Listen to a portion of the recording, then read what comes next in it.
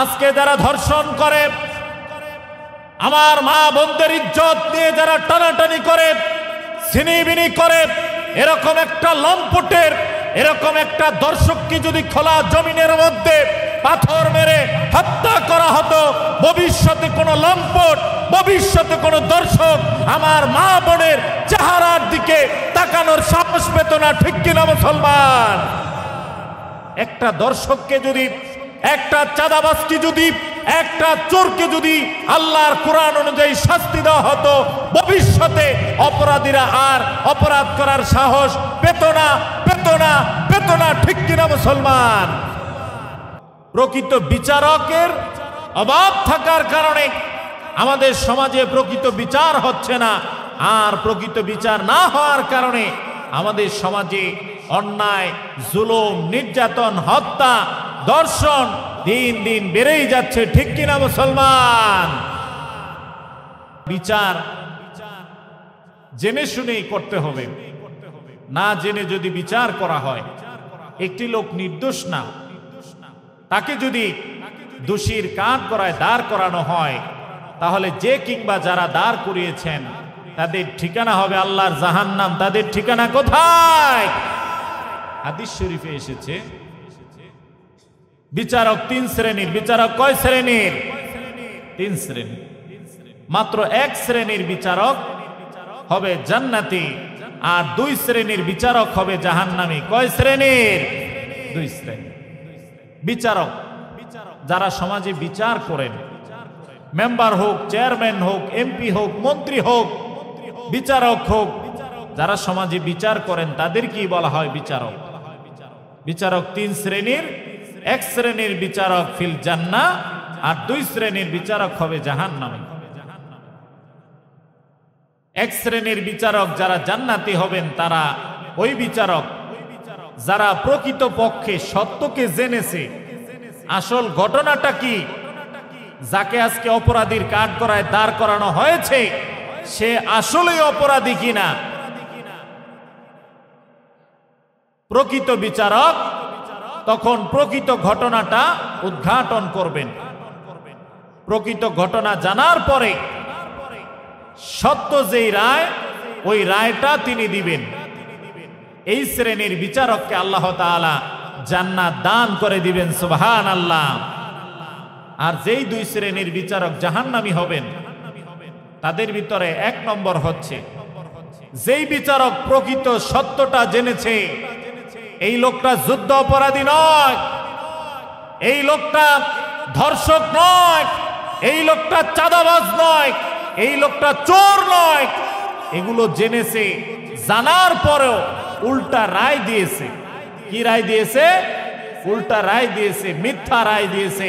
আল্লাহ নবী বললেন, এই বিচারক সত্য জানার পরেও সত্য রায় দেয় নাই, এই বিচারক কিয়ামতের দিন আল্লাহর জাহান্নামে যাবে। নাউজুবিল্লাহ। আরেক শ্রেণীর বিচারক যে জাহান্নামী হবে, সে প্রকৃত সত্য জানেই নাই, আসলে ঘটনাটা কি সে ঘটনা জানেই নাই। ঘটনা না জেনে সে একটা রায় দিয়েছে। প্রকৃত সত্যটাকে উদ্ঘাটন না করে যেই বিচারক রায় দেয়, ওই বিচারককে আল্লাহ তাআলা কিয়ামতের দিন জাহান্নাম দান করে দিবেন। নাউজুবিল্লাহ।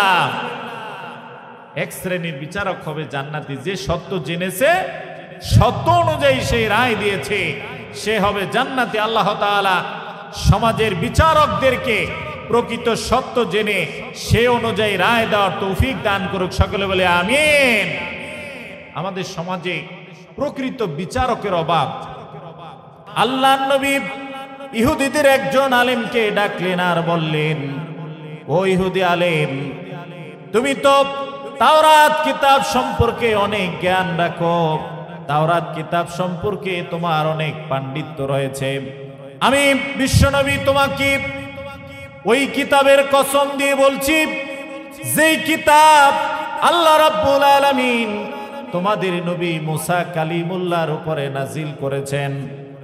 মুসা কালিমুল্লাহর উপরে নাজিলকৃত তাওরাত কিতাবের কসম দিয়ে আমি তোমাদেরকে বলছি, আমি আলেম তোমাকে বলছি, তুমি বলো তোমাদের ধর্মগ্রন্থে জিনার কি শাস্তি রয়েছে। এবার ইহুদি আলেম বিশ্ব নবী কি বলল, ইয়া রাসূলুল্লাহ ওয়া ইয়া হাবিবাল্লাহ, আপনি আমাকে তাওরাত কিতাবের, আসমানি গ্রন্থ তাওরাত কিতাবের কসম দিয়েছেন, যার কারণে আমি আপনাকে আর মিথ্যা বলতে পারবো না। আপনি যদি আমাকে তাওরাত কিতাবের কসম না দিতেন, তাহলে আমাদের ধর্মগ্রন্থে জিনার কি শাস্তি রয়েছে কখনোই আমি আপনাকে বলতাম না। ইয়া রাসূলুল্লাহ ওয়া ইয়া হাবিবাল্লাহ, তাহলে আপনি শুনে রাখেন আমাদের ধর্মগ্রন্থে জিনার কি শাস্তির ব্যবস্থা রয়েছে। ইয়া রাসূলুল্লাহ, আমাদের ধর্মগ্রন্থে কেউ যদি বিবাহিত পুরুষ বিবাহিত নারী যদি জিনা করে, তাহলে তাদের শাস্তি হচ্ছে খোলা জমিনে পাথর মেরে তাদেরকে হত্যা করে ফেলা। এবার বিশ্বনবী বললেন, ও ইহুদি আলেম, তাহলে তোমরা কেন এই লোকটাকে চুন কালি মেখে আঘাত করতে করতে নিয়ে যাচ্ছ, তাকে কেন তোমরা পাথর মেরে হত্যা করছো না? এবার ইহুদি আলেম বিশ্বনবীকে বলল, ইয়া রাসূলুল্লাহ ওয়া ইয়া হাবিবাল্লাহ, ওগো আল্লাহর নবীজি, আমাদের সমাজে, ইহুদি সমাজে যারা সম্ভ্রান্ত রয়েছেন, যারা উচ্চ পর্যায়ের রয়েছেন, যারা ধনী লেভেলের রয়েছেন, তারা যদি অপকর্ম করে, তারা যদি জেনায় লিপ্ত হয়, তাহলে আল্লাহর গ্রন্থ তাওরাত অনুযায়ী আমরা তাদের মধ্যে বিচার করতে পারি না। কেননা তারা আমাদের উপরে ক্ষমতা প্রয়োগ করায়, আমাদেরকে ভয় দেখায়, আমাদেরকে হুমকি দেয়, যার কারণে আল্লাহর কোরআন অনুযায়ী, আল্লাহর কিতাব অনুযায়ী আমাদের সমাজে ধনীরা, বিত্তশালীরা, নেতা পর্যায়ের লোকেরা অপকর্ম করলে আমরা তাদের সঠিক শাস্তি আল্লাহর কোরআন অনুযায়ী দিতে পারি না। তবে আমাদের সমাজে যারা নিচু লেভেলের রয়েছেন, যারা লো লেভেলের রয়েছেন, তারা যদি অপকর্ম করেন, আল্লাহর কোরআন অনুযায়ী, তাওরাত কিতাব অনুযায়ী আমরা তখন তাদের শাস্তি প্রয়োগ করে থাকি। নেতার ছেলে অপরাধ করলে একটি ফোন দিয়ে হাকিমকে বলেন, আমার ছেলেকে ছেড়ে দেন। যদি হাকিম বলেন, নেতা সাহেব আপনার ছেলেকে তো অস্ত্র সহ অ্যারেস্ট করেছি, হাকিমকে হুমকি দেওয়া হয় অস্ত্র সহই তাকে ছেড়ে দেওয়া হোক, ঠিক কিনা? অস্ত্র সহই তাকে ছেড়ে দাও, তা না হলে আগামী দিন থেকে তুমি আর চাকরি করতে পারবা না। হাকিমেরা সঠিক রায় তারা দিতে পারেন না, কারণ তাদের উপরে আক্রমণ করা হয়, তাদেরকে হুমকি দেওয়া হয়, তাদেরকে ভয় দেখানো হয়। ইহুদি সমাজে এরকমটা হতো।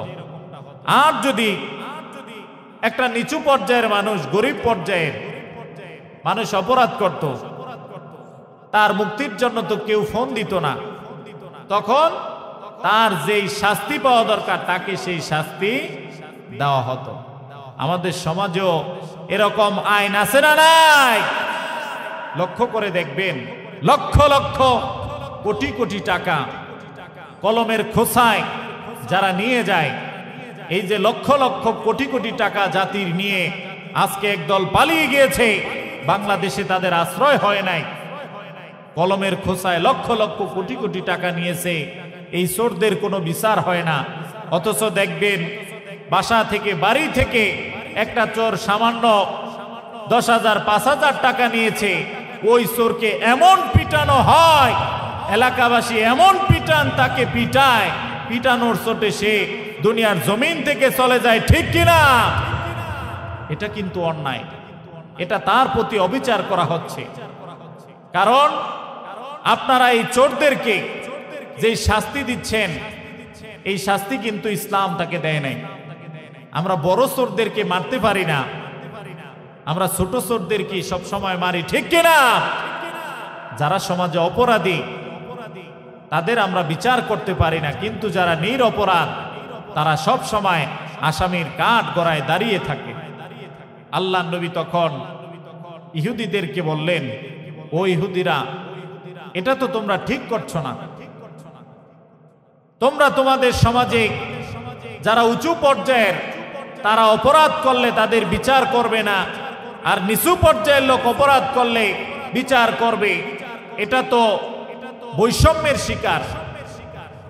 তখন ইহুদি আলেম বলল, ইয়া রাসূলুল্লাহ, এই জন্যই আমরা কেউ যদি জেনা করে, অপকর্ম করে, তাহলে তাকে পাথর মেরে হত্যা না করে আমরা সিদ্ধান্ত নিয়েছি, উঁচু পর্যায়ের হোক নিচু পর্যায়ের হোক, যেই জেনা করবে, ব্যভিচার করবে, আমরা তার নাকে মুখে চুনকালি মেখে তাকে আমরা প্রহার করব, তাকে আমরা আঘাত করব। এটা আমরা নির্ধারণ করেছি। আল্লাহর নির্ধারিত বিধানকে আমরা বাদ দিয়েছি। আল্লাহ নবী তখন আল্লাহর কাছে দোয়া করলেন, আল্লাহ, আপনার নির্ধারিত বিধানকে তারা বাদ দিয়া নিজেদের বিধান তারা প্রতিষ্ঠিত করে নিয়েছে। আল্লাহ, আপনি আমাকে শক্তি দেন, আপনি আমাকে ক্ষমতা দেন, আমি যেন তাদের মধ্যে রহিত হওয়া বিচার ব্যবস্থাকে আবার আমি জিন্দা করতে পারি। আল্লাহ নবী ইহুদিদেরকে ডাক দিলেন আর বললেন, ইহুদিরা, তোমরা তাকে যে শাস্তি দিচ্ছ আল্লাহর কোরআন অনুযায়ী তার শাস্তি এটা না। আমি বিশ্ব নবী আল্লাহর কোরআন অনুযায়ী তার বিচার করছি। তাকে তোমরা খোলা জমিনের মধ্যে পাথর মেরে হত্যা করে ফেলো। আল্লাহু আকবার। আল্লাহ নবী যখন এই বিচার করলেন, আল্লাহ নবীর এই বিচার ইহুদিরা তখন কার্যকর করলেন। সুবহানাল্লাহ।